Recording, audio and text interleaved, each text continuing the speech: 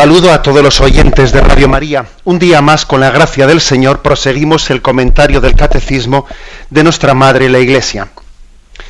En el apartado sobre las características de la fe es una gracia, la fe es un acto humano, la fe y la inteligencia, habíamos quedado en el punto 159, que dice la fe y la ciencia.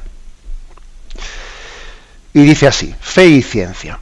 A pesar de que la fe está por encima de la razón, jamás puede haber desacuerdo entre ellas, puesto que el mismo Dios que revela los misterios y comunica la fe ha hecho descender en el espíritu humano la luz de la razón.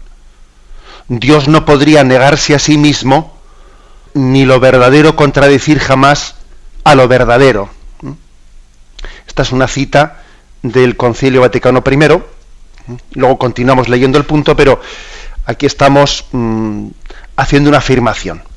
Por una parte, en puntos anteriores dijimos que la fe supera la razón, en el sentido de que va más allá de ella. Va más allá, y matizamos una cosa: la fe no es contradictoria con la razón, pero es verdad que es capaz de ver más allá del límite al que puede llegar la razón. Y puse un ejemplo, el ejemplo de alguien que conduce de la mano a un compañero. O sea, la fe es conducida por la razón es conducida también por la fe, las dos se agarran de la mano y una se lleva a la otra, pero llegado a un límite, ya la razón de ahí no puede pasar y la fe, la compañera, va más allá. Va más allá. Hablábamos por lo tanto, de dos alas que nos hacen, que por otra parte están en conjunción, que tienen que batir las alas de una manera conjugada para que el ave no caiga al suelo, ¿no? y se dirija hacia un rumbo. Pero es cierto que cuando ponemos ese ejemplo del ave que se mueve por las dos alas, el ejemplo se queda corto, cuando es obvio que una de las alas, el ala de la fe, pues tiene un impulso superior a la de la razón, se sirve de la razón, pero va más lejos. Todo ejemplo, como siempre decimos, sirve hasta donde sirve, ¿eh? Y el ejemplo ese también del ave o del águila, que tiene dos alas, fe y razón, bueno, pues sirve, pero es verdad que luego la fe y la razón no son iguales, ¿eh? Bien, pero a lo que aquí se quiere afirmar es otra cosa, en este punto 159 de fe y ciencia. Fe y razón, fe y ciencia. Aquí la afirmación que se hace es que las dos están iluminando desde focos distintos la verdad creada por Dios. O sea, no hay dos verdades.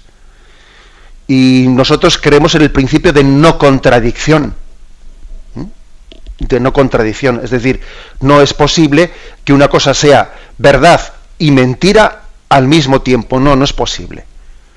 Esto es verdadero desde el punto de vista religioso. Y es falso desde el punto de vista científico. No, eso no es posible. Sería eso el principio de doble verdad que nosotros jamás hemos aceptado. El cristianismo ha tenido una visión integrada. Por otra parte, integrada no quiere decir que confundamos la fe con la razón, o la fe con la ciencia. No, confundir no las confundimos, pero tienen que estar conjugadas, porque no hay dos verdades, no puede haber dos verdades contradictorias. Quizás desde el punto de vista de otro tipo de religiones dualistas, en las que el espíritu y la materia no tienen nada que ver, pues se puede aceptar ese principio de ciencia y religión enfrentadas entre sí, porque bueno, por lo que diga la ciencia del mundo material, pues para una religión dualista no le importa nada, que diga lo que quiera, porque nosotros, al fin y al cabo, de la materia no queremos saber nada, nos queremos desprender de ella y queremos llegar a un nirvana en el que el espíritu esté perfectamente desencarnado de todo lo material y no sienta ni padezca el dolor del mundo. Hombre, quien tenga esa concepción, ciertamente, pues no le importa en absoluto que ciencia y fe pues estén de espaldas una a la otra y que no se conjuguen y se contradigan, ya, pero esa no es la concepción cristiana. En la concepción cristiana, fe y ciencia son distintas, pero son complementarias y se iluminan mutuamente. Hay una relación interdisciplinar entre una y otra. Es más, también consideramos la teología una ciencia. Bajo otra perspectiva, no es la ciencia experimental, etcétera, pero es también una ciencia. O sea que, como veis aquí, desde el punto de vista cristiano, hay mucho que decir. Eso de que la fe y la religión ha estado siempre enfrentada, dice uno, oiga, eso ¿quién lo ha dicho? Eso incluso históricamente es falso. Históricamente hay que decir que la ciencia ha nacido del seno del cristianismo. Con respecto a la historia, la relación entre la Iglesia católica y la ciencia, pues hombre, nos conviene recordar ciertos hechos. Los únicos que se esforzaron por salvar todo el patrimonio cultural de Grecia y de Roma fueron los monjes de los monasterios de Occidente. No solamente en el sentido de que preservaron los libros de filosofía, ¿no?, sino que transmitieron toda la riqueza literaria y científica de las épocas previas al cristianismo. O sea, la cultura pagana de Roma y de Grecia la salvaron los monjes de Occidente. Los bárbaros hubiesen acabado con ella totalmente, ¿no? Y silenciar esto es tergiversar la historia. Y las universidades europeas, centros del trabajo intelectual en los que se apoya el sistema educativo superior, fueron institución de la Iglesia. Las universidades nacieron de la Iglesia. Y la primera, vamos a decir un dato que también hay que barrer un poco para casa, la primera universidad europea fue la Universidad de Palencia, dada a luz por la Iglesia. Y de eso se habla poco. Bueno, pues digamos esa afirmación, o sea, que la cultura moderna ha nacido también de una concepción cristiana que, lejos de ser contraria a la ciencia, la fomentaba, porque nosotros creemos no en una doble verdad, la religiosa y la científica, ¿no?, sino creemos en una sola verdad. Dios es autor de toda verdad, luego estudiémosla científicamente, estudiémosla humanísticamente, estudiémosla teológicamente, estudiémosla filosóficamente, porque es una sola verdad. Y además pensamos que no debe de haber contradicción entre esas perspectivas.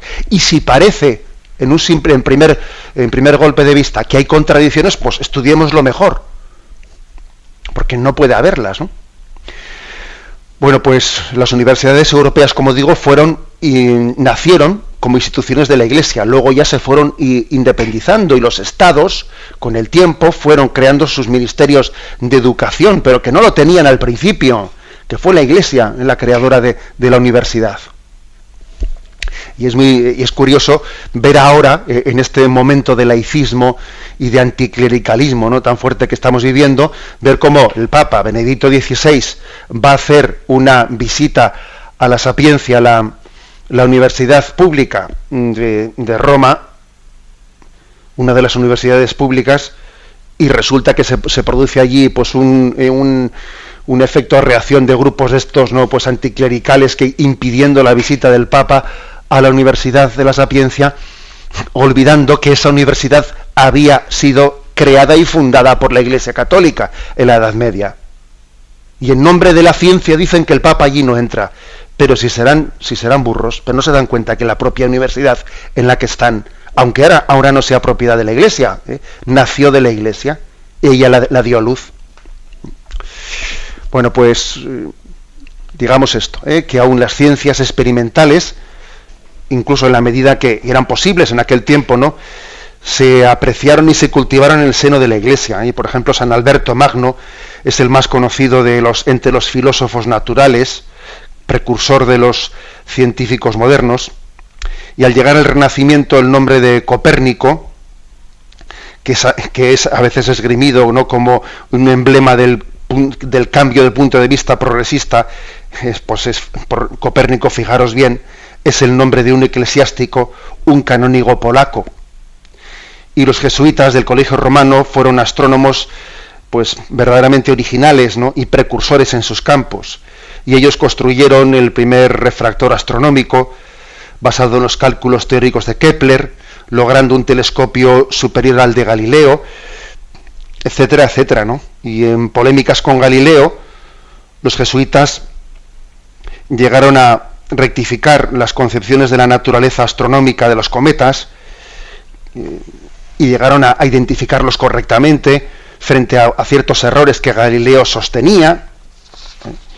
Y digamos otra cosa, ¿no? que con respecto a todas a la leyenda negra que se ha transmitido del caso Galileo, ya es hora de que se deje de buscar en el caso Galileo una confrontación sensacionalista entre ciencia y fe. Ya es hora, ¿no?, de superar esa leyenda negra, que tenemos estudios rigurosos que demuestran que allí existía en aquella polémica una complejidad muy grande, personales y rivalidades que más que de orden científico eran de celos personales, de protagonismos, que el problema que hubo con el caso Galileo tenía mucho más de celos y de rencillas que de una cuestión científica.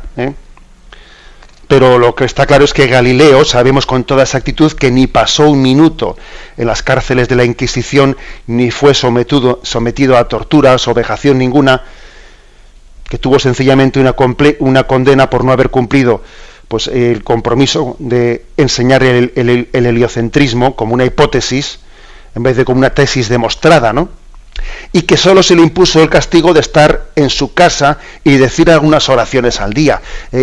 Y hoy en día se habla de que Galileo fue quemado en la hoguera, y dice uno, pero ¿de qué están hablando? Y hay que decir que Galileo murió atendido por una hija religiosa que tenía, y que murió con la bendición papal y escribiendo y proclamando que se consideraba hijo fiel de la Iglesia, ¿no? Entonces, cuando uno sabe esta historia y escucha por ahí todos los panfletos que se esgrimen una y otra vez, ¿no?, para tachar de oscurantistas y anticientíficos, ¿no?, pues a todos, pues la Iglesia, la historia de la Iglesia, etcétera, uno se da cuenta de que verdaderamente hay una leyenda negra que tenemos que purificar. O no digamos nada, por ejemplo, el hecho de que en el siglo XX ha habido, por ejemplo, el abad Lametre, que es un sacerdote belga, fue el primero en proponer la hipótesis de la gran explosión del Big Bang. Esa teoría del origen del mundo, bueno, pues fue expuesta por el sacerdote belga Lametre.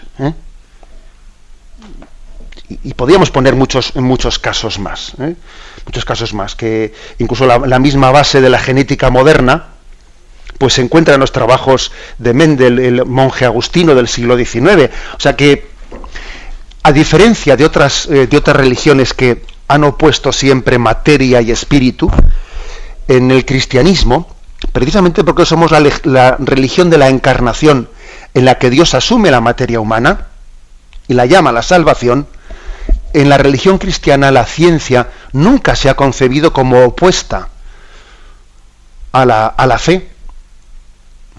Y hay que decir que tenemos muchísimos casos, ahora intentaremos un poco bajar ejemplos concretos de cómo esto se puede autentificar con ejemplos y con el conocimiento de la historia del cristianismo y de la historia de la ciencia. Tenemos un momento de reflexión y... Escuchan el programa Catecismo de la Iglesia Católica, con Monseñor José Ignacio Munilla. Continuamos con esta explicación del punto 159, fe y ciencia. Y el punto continúa donde habíamos interrumpido su lectura con una cita de la Gaudium et Spes, la Constitución, una de las constituciones principales del Concilio Vaticano II. Dice: por eso, la investigación metódica en todas las disciplinas, si se produce de un modo realmente científico y según las normas morales, nunca estará realmente en oposición con la fe, porque las realidades profanas y las realidades de fe tienen su origen en el mismo Dios. Más aún, quien con espíritu humilde y ánimo constante se esfuerza por escrutar lo escondido de las ambas cosas, aun sin saberlo, está como guiado por la mano de Dios, que sosteniendo todas las cosas hace que sean lo que son. O sea que la mano de Dios no solo guía al teólogo, la mano de Dios guía también al químico, la mano de Dios guía también al astrónomo. También la ciencia tiene su último fundamento en Dios, al igual que la Sagrada Escritura o al igual que la teología. Es verdad que que ahí existe una diferencia, y es que la ciencia, la razón tiene una autonomía, tiene unas leyes propias, leyes propias que en última instancia están basadas en la ley de Dios, en la ley natural de Dios y en la ley divina de Dios. Pero la Sagrada Escritura obviamente no tiene esa misma autonomía que las ciencias que llamamos profanas. Pero claro, esa diferencia entre profano y religioso, pues es una diferencia, entendámoslo bien, es una diferencia pues que no tiene una frontera trazada con Cartabón. Todo tiene en Dios su último origen. Con respecto a esta conjunción, porque es verdad que hoy en día uno de los instrumentos que más se utilizan para fomentar la increencia, especialmente a nuestros jóvenes, que a veces en los institutos se les manipula, allá en su adolescencia, se les manipula por parte de algunos profesores, por parte de algunos sistemas de enseñanza, etcétera, pues planteándoles como que tienen que hacer una opción, ¿no? La opción de que, ¿tú qué quieres ser? ¿Un hombre de ciencia o un hombre de religión? Se les hace un planteamiento dualista verdaderamente falso y manipulador de la conciencia. Yo recuerdo, pues en la experiencia que he tenido de trabajar en la parroquia y acompañar a muchos jóvenes de esas edades, cómo venían del instituto, venían de la Icastola, venían de la escuela pública, venían de tal, y a veces, dependiendo de qué profesor tuviesen, estaban padeciendo auténticos intentos de manipulación de las conciencias, con este tipo de planteamientos. Bueno, tú, chaval, tienes que hacer una opción. O eres un hombre de ciencia o eres un hombre de religión, pero las dos cosas. Y sin embargo, fijaros, ¿no? Pues, por ejemplo, Luis Pasteur, que decía él que un poco de ciencia aleja de Dios, pero mucha ciencia devuelve a Dios. Esto tiene también otras versiones, esta frase. Por ejemplo, la versión de Heisenberg, que fue el físico nuclear, premio Nobel, decía él: el primer sorbo de la copa de la ciencia te vuelve ateo, pero en el fondo de la copa te está esperando Dios. Me parece a mí maravillosa esta frase, os la vuelvo a leer, que es de Heisenberg, el físico nuclear premio Nobel. El primer sorbo de la copa de la ciencia te vuelve ateo, pero en el fondo de la copa te está esperando Dios. Que es la experiencia que a veces cuando a un joven, a un adolescente, se le plantea en primer lugar, ¿no? Pues determinadas conocimientos científicos, le puede parecer en un primer sorbo de ese vaso que eso es contradictorio con, y dice: mira, ten paciencia, sigue bebiendo, que te vas a dar cuenta de que cuanto más sabes, más consciente eres de que no sabes nada y que aquí hay un misterio que lo supera y lo trasciende todo. Decía también Max Born, que es premio Nobel de Física, allá por el año 1954, por sus investigaciones en la mecánica cuántica, le dieron el premio Nobel de Física, ¿no? Pues él también con mucho gracejo, decía él: solo la gente boba dice que el estudio de la ciencia lleva al ateísmo. La frase más contundente pues no se puede pronunciar, ¿no? O, por ejemplo, el astrónomo Kepler, que decía: el Dios es grande, grande es su poder, infinita su sabiduría. Alábelen los cielos y la tierra, sol, luna y estrellas, con su propio lenguaje, mi Señor y mi Creador. La magnificencia de tus obras quisiera yo anunciar a los hombres, en la medida en que mi limitada inteligencia pueda comprenderla. Y esto lo dice el astrónomo Kepler, que es pues uno de los mayores astrónomos de la historia de la humanidad, y fijaros que alaba a Dios pues prácticamente con un lenguaje de salmo. Bien, obviamente esto no lo dice en un estudio científico, lo dice al margen del estudio científico, ¿no? Desde su convicción creyente, pero no parece que a este hombre le haya creado mucho conflicto el haber estudiado la astronomía y el origen del universo, no parece cuando se expresa de esta manera. O Copérnico, dice él, ¿no? Quien que viva en íntimo contacto con el orden más consumado y la sabiduría divina, no se sentirá estimulado a la creencia en Dios?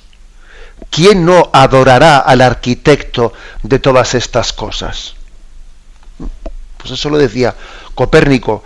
O Newton, por ejemplo, dice: lo que sabemos es una gota, lo que ignoramos es un inmenso océano.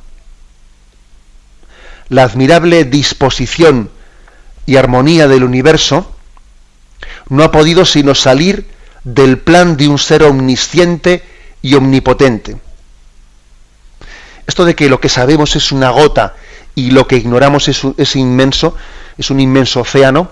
Esto, por ejemplo, me recuerda cómo, pues hace poquísimos años todavía, ¿no?, se hablaba de que el momento en el que se completase el genoma humano, pues eso iba a ser como ya como la llegada, tener ya pues el carnet de identidad. Bueno, pues se llegó a completar, ¿no?, pues el conocimiento del genoma humano, y después de que hemos llegado a ello, ahora entendemos que dentro del genoma humano existe una complejidad, aunque tengamos ya el mapa ya reflejado y en ordenador, pero ahora resulta que los elementos que parecían simples, ahora resulta que son mucho más complejos, cada uno de los elementos que forman el genoma humano. Y otra vez ahora abres una puerta, y cada puerta que abres te lleva a una habitación con 7 puertas más, y cada una de esas 7 puertas que abres a otra habitación que tiene 7 puertas más. Y entonces quiero decir que la ciencia, la auténtica ciencia, cada vez es más humilde.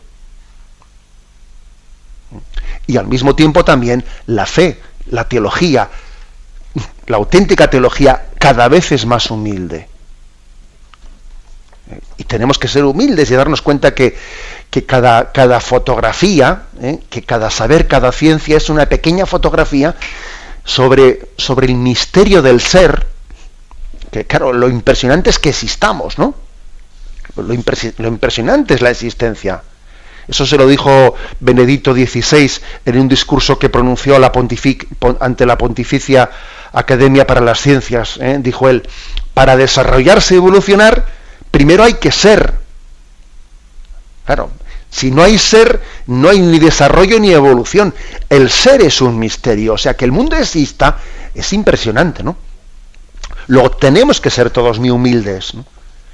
Y solamente en Dios existe como una fotografía perfecta de todo. Cada uno hace fotografías parciales, ¿no? Y el error consiste en pensar que mi fotografía es contradictoria con la del otro y la mía es la verdadera y la suya es la falsa. Pues no, todas se suman. Bien, no, hay muchos ejemplos más, ¿no? Por ejemplo, tengo aquí el descubridor de la electricidad, Volta, dice: yo confieso la fe santa, apostólica, católica y romana. Doy gracias a Dios que me ha concedido esta fe, en la que tengo el firme propósito de vivir y morir. O, por ejemplo, el caso de Darwin, que muchas veces suele ser invocado como una justificación de una explicación atea del universo. Darwin, que habla de la evolución de las especies, ¿no? Dice él: jamás he negado la existencia de Dios.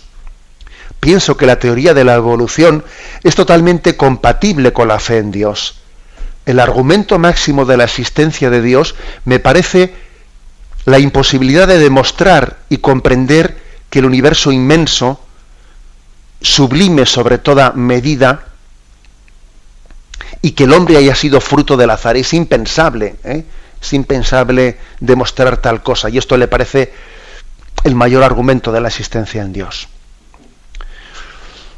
Y otra frase, y termino con esto para que no nos liemos con citas, pero bueno, igual que Darwin es muy significativo, también es muy significativo Albert Einstein. Dice él: todo aquel que está seriamente comprometido con el cultivo de la ciencia llega a convencerse de que en todas las leyes del universo está manifiesto un espíritu infinitamente superior al hombre, y ante el cual nosotros, con nuestros poderes, debemos sentirnos humildes. Es curioso que Einstein hable de humildad. Él que formuló la teoría de la relatividad, ¿no?, a partir de la cual la ciencia moderna pues fue de nuevo, ¿no?, casi reformulada. Él dice: debemos sentirnos humildes ante el conocimiento de de la realidad. Digamos, por lo tanto, ¿no? Esta sería una buena conclusión, que la verdadera ciencia, cuanto más progresa, más cerca está de Dios. Todo progreso auténticamente científico, y que es por lo tanto verdaderamente humano, ahora vamos a hablar de esto, todo conocimiento científico al servicio de la humanidad nos acerca más a Dios. Otra cosa es que entendamos la ciencia de una manera equivocada, ¿no? Una especie de el plurito de tener el récord en el libro de los Guinness, que yo he sido el primero en hacer no sé qué. Bueno, pero eso está al servicio de la humanidad. O sea, ¿qué ocurre cuando la ciencia, en vez de ponerse al servicio del hombre, se convierte en una carrera para tener, ¿no?, una especie de medalla de que yo he sido el primero en, no importa en qué, el caso es haber sido el primero? Claro, entonces la ciencia se pervierte a sí misma. Se pervierte a sí misma, deja de ser humilde, como también le puede pasar al teólogo, ojo, que también en la teología ocurre que alguno pues quiere ser original, no tanto verdadero, sino original, y cuando buscamos originalidades y no buscamos el servicio a la verdad y el servicio a la humanidad, pues entonces pervertimos las ciencias, la teología, la filosofía y cualquier tipo de ciencia, no se pervierte. Una ciencia sin conciencia es la ruina del hombre y la ruina de la humanidad. Bueno, vamos a hablar sobre esto. Vamos a continuar con este punto 159, fe y ciencia. Fe y ciencia, nosotros creemos que entre ellas tiene que haber un tipo de relación, una interrelación que no sea de conflicto, que no sea de independencia. Hombre, tienen autonomía, por supuesto, pero luego al final todas ellas, la ciencia, la fe, las ciencias experimentales, la filosofía, la teología, están hablando de una única verdad que tiene prismas distintos y ángulos distintos. Luego no podemos decir que el ideal es que exista una independencia absoluta. No, tiene que haber también un diálogo entre ellos. Y tiene que haber también una interdisciplinaridad. Luego, ni conflicto ni independencia, ¿no?, sino una interacción que sea un diálogo y un iluminarse mutuamente. Bien, pues esta perspectiva nos tiene que decir, bueno, yo antes he concluido la intervención anterior diciendo, ojo, porque también la ciencia necesita de la conciencia. Igual que Dios dijo en el Génesis, dominad la tierra, creced, multiplicaos, dominad la tierra. En ese dominad la tierra parece que Dios estuviese pues como dando también el mandato de que la ciencia está llamada pues a conocer internamente, ¿no?, pues las leyes con las que Dios ha creado la naturaleza. El que está conociendo, ¿no?, conociendo la naturaleza no está intentando violentar lo que Dios ha... No, violentarlo no, es que Dios ha dicho dominadla, conocedla, ¿no? Pero al mismo tiempo hay que decir que tenemos que ser, sí, dueños de la tierra, pero siendo también respetuosos con ella y siendo esclavos de nuestra conciencia. Esclavos de nuestra conciencia. ¿Qué quiere decir esto? Pues que la ciencia sin la conciencia, como he dicho antes, puede volverse contra el hombre. Y de hecho lo hemos visto. Pues lo hemos visto en muchos momentos. Pues nadie duda de que la bomba de hidrógeno pues sea 50 veces más potente que la bomba de Hiroshima. Bien, pero bueno, ese es un avance científico que al servicio del hombre, o es destructivo. La ciencia sin humanismo es coja. Y el humanismo sin religión, pues mira, es manco. O sea, que es que se necesitan mutuamente. La ciencia le necesita al humanismo, a la conciencia humana, y el humanismo sin religión es manco. O sea, también la religión ilumina el humanismo, igual que el humanismo ilumina la ciencia. Bueno, pues digamos, por otra parte, que no se puede endiosar la ciencia. Hay personas que endiosan la ciencia. Mira, y la ciencia no redime al hombre. Lo que redime al hombre es el amor. O sea, es así, ¿eh? Se dice, no, pues ese, pues creo que es una zarzuela, si no me equivoco, ¿no? Dice la zarzuela: la ciencia avanza una barbaridad, ¿eh? Bien, de acuerdo, la ciencia avanza una barbaridad, pero en el corazón del hombre se asemeja a la tortuga, en el sentido de que el corazón del hombre del siglo XXI es parecido al corazón del hombre del siglo XVI, del siglo XII y del siglo VI. El corazón del hombre necesita amor, y lo que le va a hacer feliz es el amor, no el último descubrimiento científico.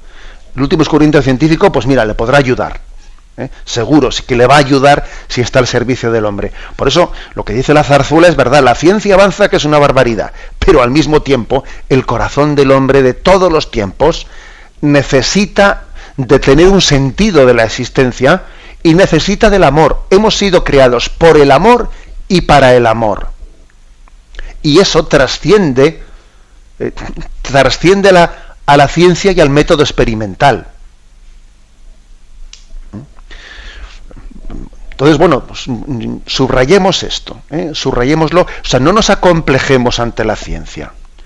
Tenemos que ser muy humildes y muy respetuosos, pero acomplejados no.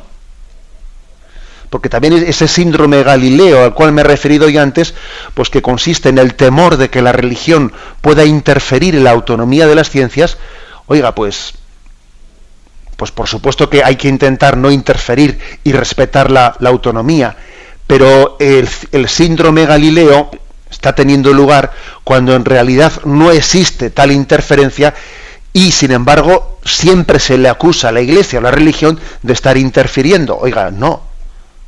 O sea, eso no es interferir. Lo que acabo de decir yo ahora mismo, eso de que al hombre le redime el amor, no le redime la ciencia, eso no es interferir, eso es darnos cuenta de que el hombre es más que su materialidad, y por lo tanto las ciencias experimentales no pueden dar todas las respuestas de lo que el hombre necesita.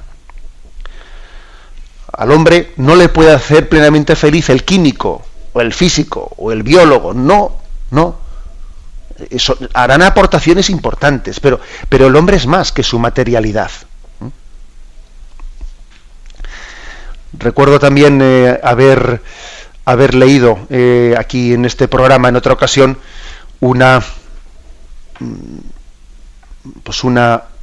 frase de Gandhi, que él denuncia 7 pecados sociales, y él decía: los 7 pecados sociales son política sin principios, riqueza sin trabajo, placer sin conciencia, saber sin carácter, comercio sin moralidad, ciencia sin humanidad. Fijaros, él dice, un pecado social es este: ciencia sin humanidad y religión sin sacrificio. Él lo dice así, fijaros, 7 pecados sociales denunciados por Gandhi, entre los cuales él cifra la ciencia sin humanidad y la religión sin sacrificio. Bueno, pues desde esta perspectiva, que como veis es integradora, y valora muy positivamente la ciencia, pero al mismo tiempo el gran reto es integrarla al servicio de la humanidad, pues suele ser muy interesante leer los discursos que los papas suelen dirigir a la Pontificia Academia para las Ciencias, porque en ese tipo de discursos los papas suelen hacer reflexiones muy interesantes entre esa relación fe y ciencia. Voy a leer tres afirmaciones de Benedicto XVI en algunos discursos que ha dirigido a la Pontificia Academia para las Ciencias. Dice en uno de ellos: la verdad científica, que es en sí misma una participación de la verdad divina, puede ayudar a la filosofía y a la teología a entender cada vez más plenamente a la persona humana y la revelación de Dios sobre el hombre. importante enriquecimiento mutuo en la búsqueda de la verdad y el beneficio de la humanidad. Por lo tanto, aquí Benedicto XVI habla de que es que las verdades científicas nos pueden ayudar mucho, ¿no?, a la propia filosofía y teología, porque estamos conociendo al hombre real, que también es material. O sea, no se puede conocer al hombre real únicamente conociendo su alma.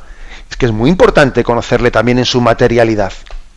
Somos espíritu encarnado y por lo tanto esa encarnación nos condiciona mucho. Luego es importante conocerla. Todas las leyes que rigen nuestra materialidad. Otra reflexión que hizo Benedicto XVI, ¿no?, ante la Pontificia Academia para las Ciencias. La distinción entre un simple ser viviente y un ser espiritual que es capaz de Dios señala la existencia de un alma inteligente que tiene un fin trascendente. Por ello, el magisterio de la Iglesia constantemente ha afirmado que toda alma espiritual es creada inmediatamente por Dios, no es producida por sus padres y es además inmortal. Fijaros, aquí el Papa establece como una de las fronteras principales, ¿no?, en las que la ciencia se conecta ya con la filosofía y la teología. O sea, la espiritualidad del hombre. La espiritualidad del hombre, que como he dicho antes, está pues muy influenciada porque también esa espiritualidad se expresa corporalmente, físicamente. Somos un ser corpóreo. Pero al mismo tiempo el alma no puede ser fruto de la materia.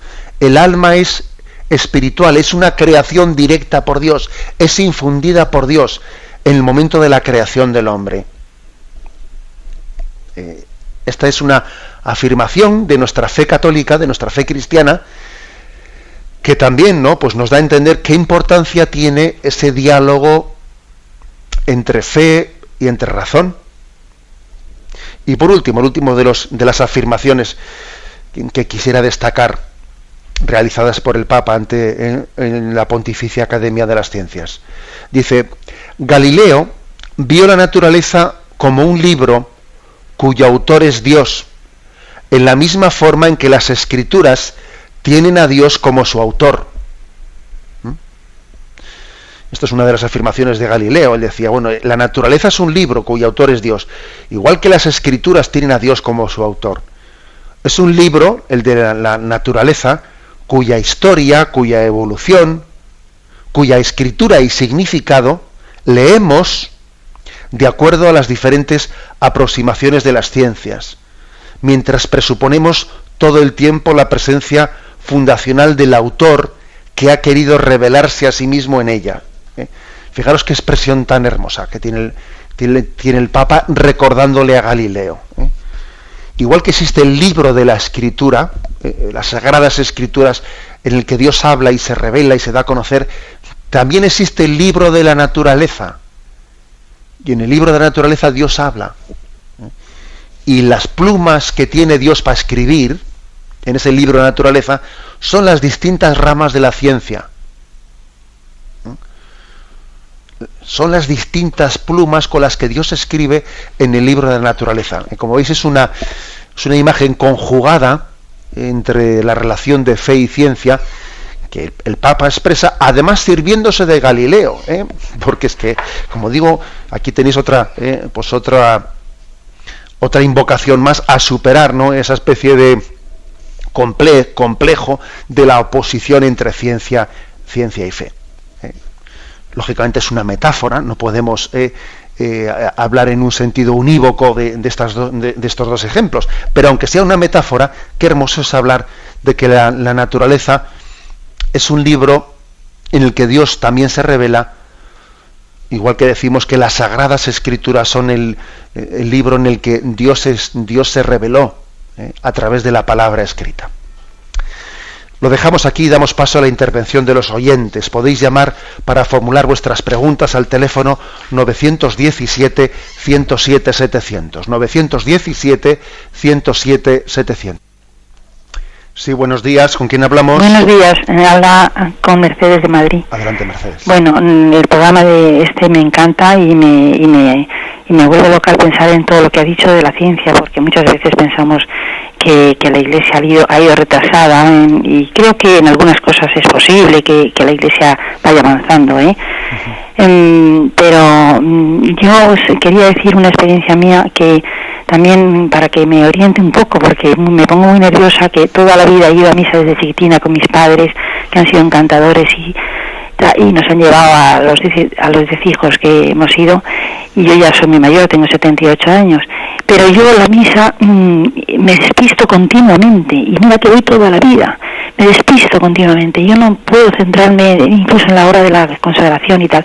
Sin embargo, voy por la tarde a hacer una visita y ahí me postro y estoy un cuarto de hora tranquila y sosegada y tal. ¿Por qué es eso? ¿Por qué no puedo yo centrarme más en la misa? Nada más, padre, muchas gracias por todo. Bien. Bueno, pues a veces también somos esclavos de hábitos en nuestra vida, de hábitos, y no es tan fácil el que nosotros podamos controlar nuestra imaginación y ser dueños de ella como quisiéramos hacerlo, ¿no? Porque fíjese si parece contradictorio el que uno dice, bueno, voy yo a hacer una visita solas delante del Santísimo y ahí me concentro mucho más que si estoy escuchando la palabra de Dios. Bueno, a veces tenemos una serie de hábitos en los que no hemos sido educados en la escucha, en la acogida de la palabra, sino que nos sentimos mucho más concentrados cuando tenemos una especie de protagonismo en lo que yo estoy diciendo, ¿eh? Y claro, me imagino que usted en esas visitas personales que hace, como está llevando adelante una oración mental en la que usted habla con el Señor, le es más fácil hablar que escuchar. Bueno, yo creo que no es fácil, pues que uno dice, a ver, con mis 78 años voy a sanar esto totalmente, y no, pues no es tan fácil, porque tenemos creados nuestros hábitos de vida. Pero yo le diría, mire,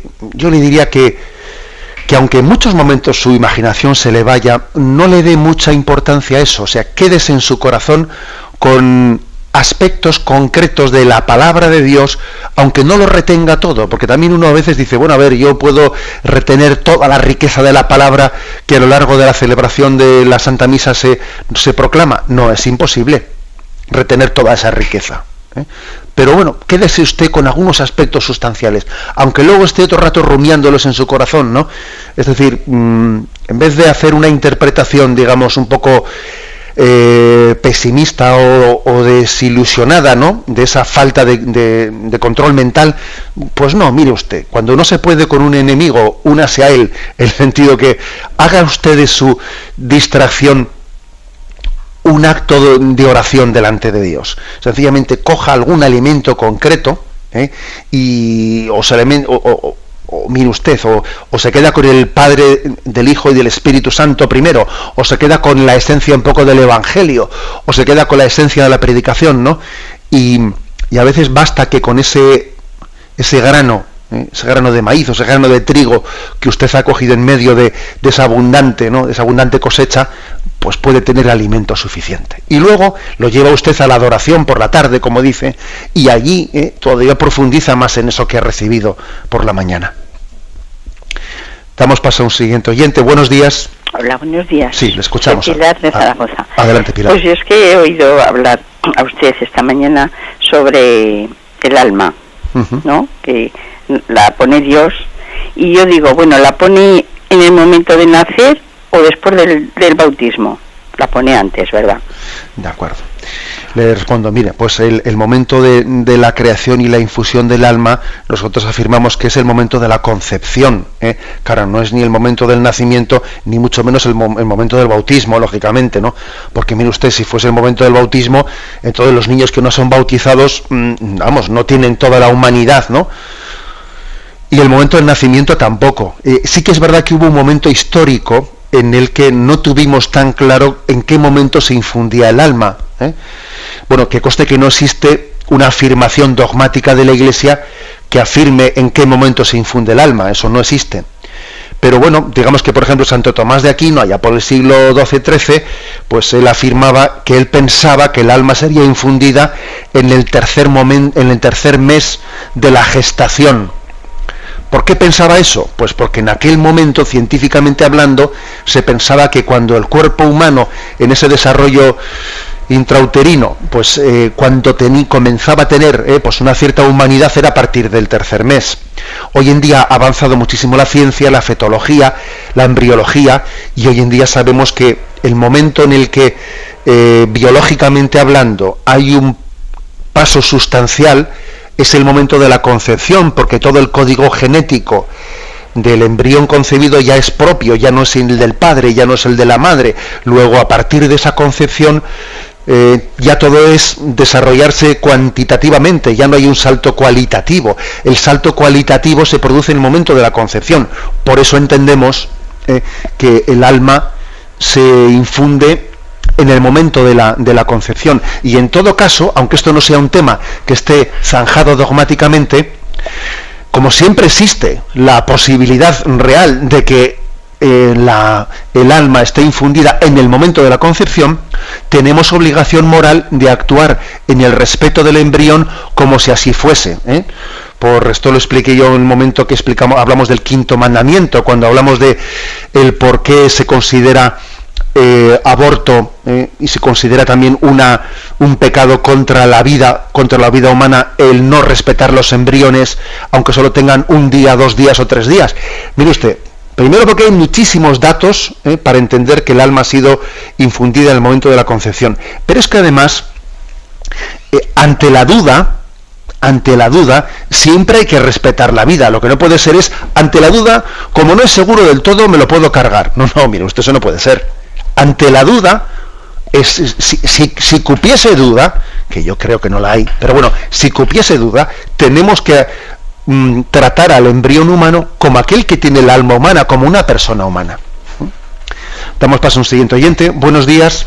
Buenos días. Sí, adelante, le escuchamos. Soy Rosa María de Castellón, Rosa Mari. Adelante, Rosa María. Mire, le doy muchas gracias de verdad a Monseñor por todo lo que usted nos enseña y nos da la fuerza en la vida, de verdad. Aparte le digo, para dar testimonio que con la fe, con Cristo, con su cuerpo y con su alma, porque yo he estado muy enferma muchas veces de depresión y digo yo siempre que es enfermedad del cuerpo y del alma, pero cuando he ido a la iglesia a recibir en la comunión a Cristo vivo, es la mejor medicina que yo he recibido y quiero dar a los demás que tengan fe, que Cristo cura. Yo tengo 60 años en este momento y he sido curada de fibromialgia, curada de artrosis, curada de todo, de muchos. Una trombosis cerebral me curé el año 98 con la fe. El día de la beatificación, el 10 de mayo, de la Beata María, Madre Maravillas de Jesús. Soy una gran devota, pero es la fe, es el Espíritu el que confías en él y es la luz que nos recibimos al recibir. Entiendo las velas que me llevo de Lourdes y le digo a la Virgen, Santísima Virgen, te la enciendo aquí, pero me la llevo a mi casa, a Castellón, para entenderla cuando un enfermo vayan a operarle. Enciendo la luz para que el Espíritu Santo ilumine las manos de los médicos, en ese momento en el quirófano. Yo sé que la oración es tan grande para todos, porque Cristo vive. Lo que no queremos a veces es verlo, como no le tocamos, pero si yo tengo un dolor de muelas y voy a recibir la comunión, cuando recibo la comunión me dejo a Cristo en la boca y le digo, Jesús, eres tú el único que me vas a aliviar este dolor, Señor, y se me va. Y se me va. Ya. ¿Por qué? Porque es Cristo el que he confiado y en la fe tan grande que tengo. Por eso yo quiero, digamos, y Radio María ayuda a muchísimas personas. Yo me he curado de depresión. Ahora el 5 de abril me curé. He perdido 13 kilos en 3 meses. Y sin embargo, el día de San Vicente, con la fe orando, que vendría su momento. Y me curé yo y se curó mi madre, que falleció ayer hizo un mes. El día 5 de abril me curé. De acuerdo, gracias por su llamada y le damos gracias a Dios por su fe viva. Bueno, 2 cosas. En primer lugar, bueno, no me gusta decirlo continuamente porque uno ya puede resultar pesado, pero quizás también cuando hacemos un agradecimiento por el programa, etcétera y tal y cual, pues yo pienso que, os lo he dicho muchas veces, pero que no al lugar a excedernos en piropos, etcétera. Tenemos que ser todos sencillos y eso de que este programa que usted me ha hecho ver, no sé qué, bueno, pues todos somos instrumentos de Dios, Y pienso que tenemos que ser también parcos y sencillos en la manera de expresarnos los agradecimientos, porque sería malo que diésemos demasiada importancia a los instrumentos de Dios. No es bueno, porque no sé cómo podemos idolatrizar. Creo que es muy bueno que seamos sencillos todos. Bueno, con respecto a esa, es verdad que existe una interacción entre lo somático y lo anímico, ¿no? O sea, es decir, usted ha dicho que la depresión es enfermedad del cuerpo y enfermedad del alma. Bien, así se le ha llamado, se le ha llamado, aunque también existe una diferencia entre las depresiones exógenas y las depresiones noógenas. Es decir, existen depresiones que están más provocadas por un tipo de disgusto, por un tipo de, bueno, pues de vacío existencial, etcétera. Y existen otro tipo de depresiones que están más provocadas, pues, por algunos aspectos más somáticos, como que, por ejemplo, me falta un componente químico, interiormente tenemos una cierta herencia depresiva en la familia, porque también los padres y los abuelos han tenido... O sea, existen un tipo de depresiones más ligadas a aspectos, digamos, espirituales, la falta del sentido, un disgusto muy grande que he tenido, no he sabido darle la vuelta a una situación, pero hay también otro tipo de depresiones mucho más ligadas a lo somático, que incluso alguien, estando en la plenitud, yéndole todo muy bien, y etcétera, etcétera, teniendo una fe muy viva, pero puede tener una depresión por aspectos somáticos.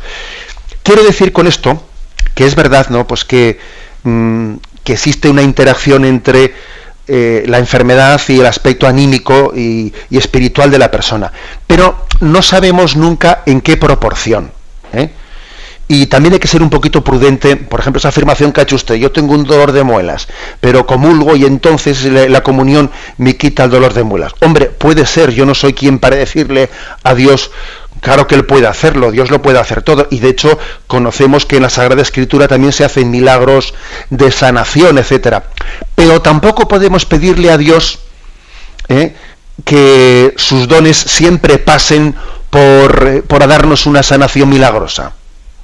Y lo ordinario será, es verdad que igual no hay más milagros por nuestra falta de fe, pero lo ordinario será que el don de la gracia, el don del Espíritu, pues al mismo tiempo se acompañen y convivan con que uno tiene que aceptar su dolor de muelas y tiene que aceptar, pues, su enfermedad, etcétera, etcétera. O sea, es decir, no pensemos que si yo tengo una enfermedad y mi fe no me la cura, entre comillas, es por mi falta de fe siempre. No, porque también Dios en su providencia puede querer que uno tenga el dolor de muelas y que mire, que se redima y ofrezca su dolor de muelas, que puede ser muy molesto, que lo ofrezca unido a la cruz de Cristo.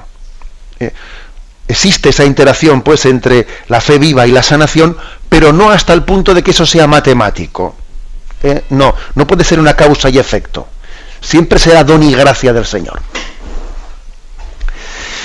Me despido con la bendición de Dios Todopoderoso, Padre, Hijo y Espíritu Santo.